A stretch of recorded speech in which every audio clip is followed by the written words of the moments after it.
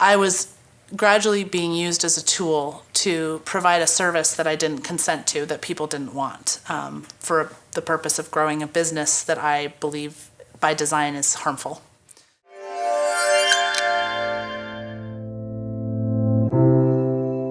Every life leaves a trail of lessons.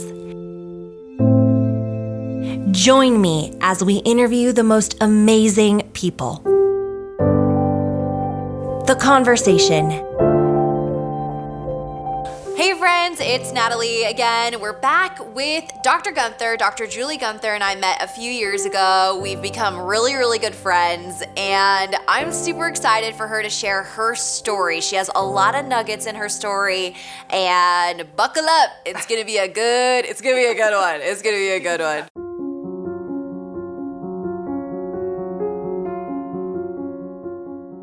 Tell me what you were doing before and what caused you to want to buy a building, and kind of whose life were you living then, whose life are you living now?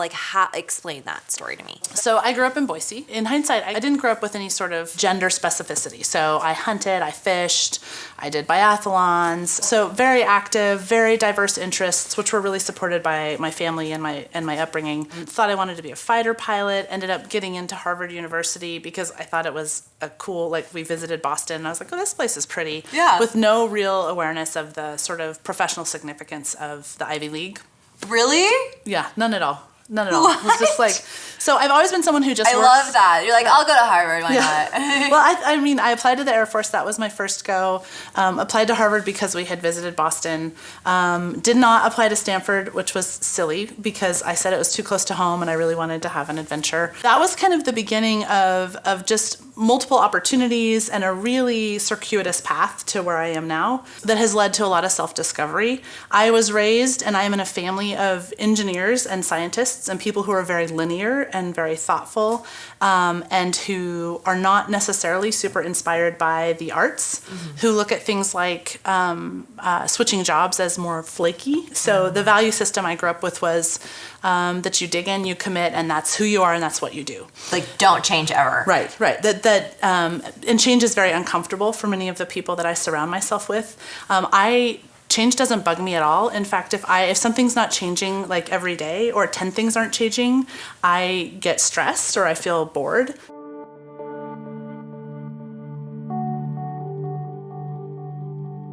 So I went to Harvard, and then I thought I wanted to be in fashion design, so I worked for J. Crew Men's Fashion Design as an intern, and then I thought, no, that's too creative. I want to work in marketing. After graduation, I did tech marketing. I was working all the time, and I thought there really, for me, wasn't any social value or any contribution to social welfare. And that's where I realized I'd always had a fear of becoming a physician.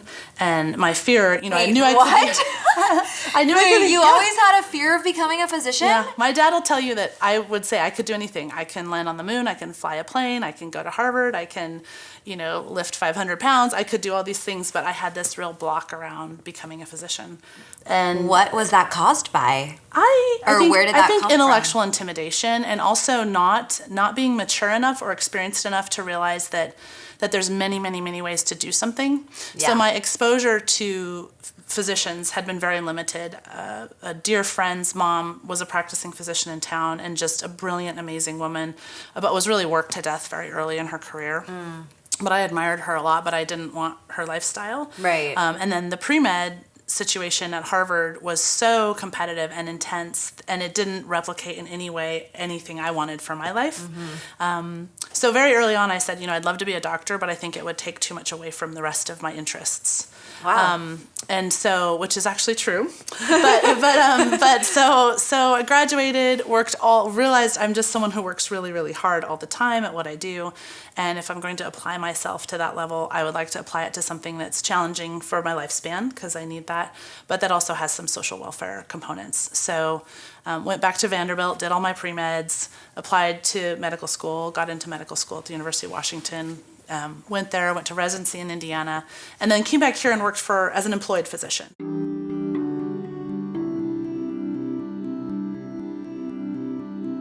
So when I was in high school, I asked my parents, begged of my parents for a summer job. I wanted to buy an old house, gut it, redo it by myself and sell it and have that be my summer job. And now that's kind of a thing. It wasn't as much of a thing then. You're a trendsetter. Yeah. And I loved vintage cars. And some of these things have been consistent. So my vision was in the mountains in Idaho, old barn, renovate the upstairs, live there, have a medical clinic downstairs.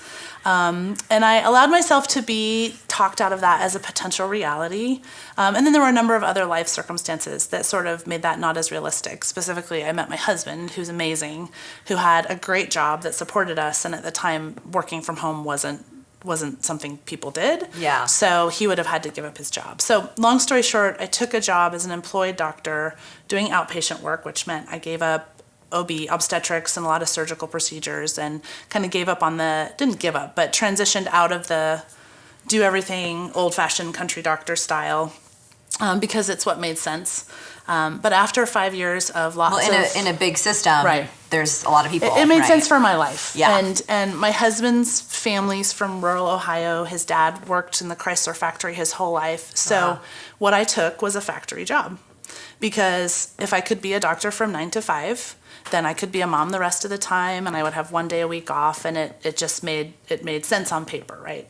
But over time I realized it's a factory job, and I don't want to work in a factory. And I don't mean, that sounds really critical. For me, there were so many constraints on how I had to function, that I couldn't continue to be the physician I wanted to be. There was not only was now I was a physician, but any vision of what I had about what that meant was gone. Mm-hmm.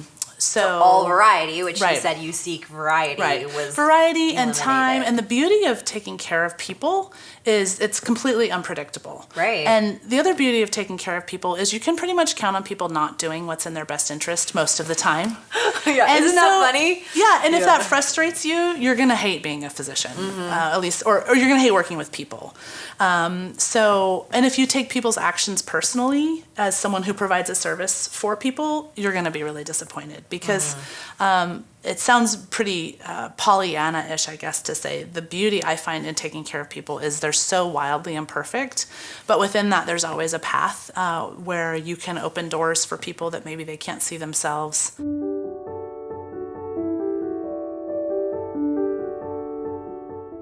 So you were working in a big system and you're like, this isn't for me. It was very static. You had to be a cog in a large machine. Right. Right? Okay. Well, and I mean, the interesting thing about healthcare specifically is that in the US now, for every physician, there's 18 other people that work within the healthcare stream. So, and the only way money comes into healthcare as a business model, for the most part, is when a physician sees a patient or interacts with a patient, or nurse practitioner or PA, when a provider interacts with that patient and orders or does something. So as a business model, the more complex you make it, the more people you have to support, but revenue doesn't come in as you add people because you added those people. So the bottleneck is in the provision of care. So you need more people to come in, which means you need shorter visit times, more double booking, and you need prices to go up to support those progressive layers of administration. And you were like, So it fundamentally doesn't work. Yeah. And so I spent 4 or 5 years sort of beating my head on the wall, metaphorically, and asking really, what's wrong with me? Why do I feel like I'm the only one who has these problems? So the question was, what's wrong with me? Yeah.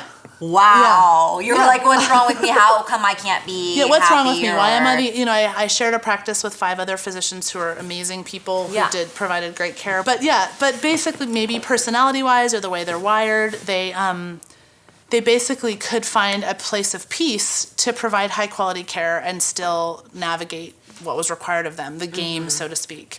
And I think we're seeing more and more physicians start to say, this is just not sustainable. Well, and I think, you tell me, what is the status of physicians in the U.S. When it comes to health, when it comes to suicides, depression? I don't know. Tell me. So female physicians are, I think the number I saw last, female physicians are 42% more likely to commit suicide than the run-of-the-mill American female. 42%. Mm-hmm. So, and that's a statistic from 4 or 5 years ago where actually physician suicide exceeded lawyer suicide, which is sort of the benchmark. I don't know. Is that the benchmark? Holy so God. Physician suicide is a real, it's a thing. It's a real issue. Training to become a physician, I like to say you kind of are in this tunnel and then you come out, and physician culture is very, very, very isolating. But you don't realize how isolated you are until you get out. And most Right. physicians don't get out. So there's this thing called Stockholm Syndrome, which is when people are kidnapped and then the cage is opened and they can go free and they don't. And there's a discussion around physicians that that's actually kind of what's going on. That Wow. the master they know is Better than safer the than master they the don't. uncertainty.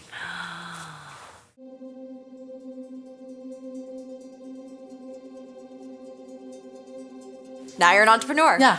Yeah. Now I'm an entrepreneur, I guess. You're an entrepreneurial Yeah. doctor, which is Now- like people never think that those two Yeah. go together, right?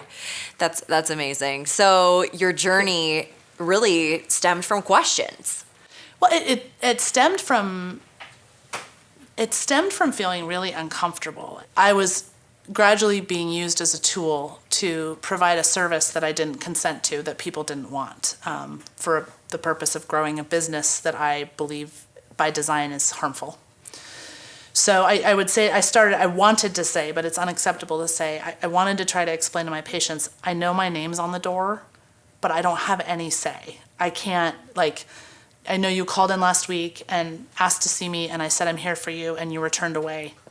That communication never got to me. I know your meds weren't sent in properly. I know we don't have enough time to talk about your cancer. Your life. I know, yeah, and and then the other thing, I'm sorry all the time. I'm sorry I'm late. I'm so sorry you had to wait. I'm sorry this didn't get done. And it was just exhausting. And then I started to get hostile because I looked at all of these people and resources around me, and my attitude about them was, I accept working in this environment because it simplifies my life. And when it started to not simplify my life, and my nurse left early for the day, or a procedure's not set up correctly, or your day is kind of like booby trapped because everything's locked. To me, I was like, these are all just barriers in my ability to build relationships, to feel confident that I'm doing right by people consistently. Yeah. In my ability to keep my word, which is how you build trust, because what was perceived as my word never actually got to me. And when a very close friend of mine called in with strep throat and worked actually in a building attached to my clinic and said, hey, can I just pop in real quick, will you help? And I said, yes, I have time this morning, just tell the front desk that I said you could come in. And then about an hour and a half, I told my nurse that day, who was a fill-in nurse. About an hour and a half later, I thought, where'd John go? Not his name, but hey, John was gonna come in, where is he? I don't know, some guy walked in and said he knew you, but we sent him to the urgent care. And I called John, and he says, yeah, I told your staff, I showed them the texts from you, but they sent me away. And right there, I'm like, when you have my personal number and my personal word, and I've told the staff, this person's coming in, we're gonna help them, and you get turned away, I can't do this. I can't do this model because I have accountability here, even though I have no control. Whoa. So it was like you weren't even living. Well, it's my name, and it's my dream, and it's my vision, and it's my training. And so I couldn't create, and I don't mean physically. I don't mean money. I don't mean notes. I couldn't spiritually create what I knew I needed to create to be the doctor the way I wanted to be. And so not only had I given up OB and the Martha Quinn dream idea, I had also given up the soul of what rewarded me for being a physician. Wow. So I had to change. Okay, there's a lot there. And Do I have to pay you for therapy after?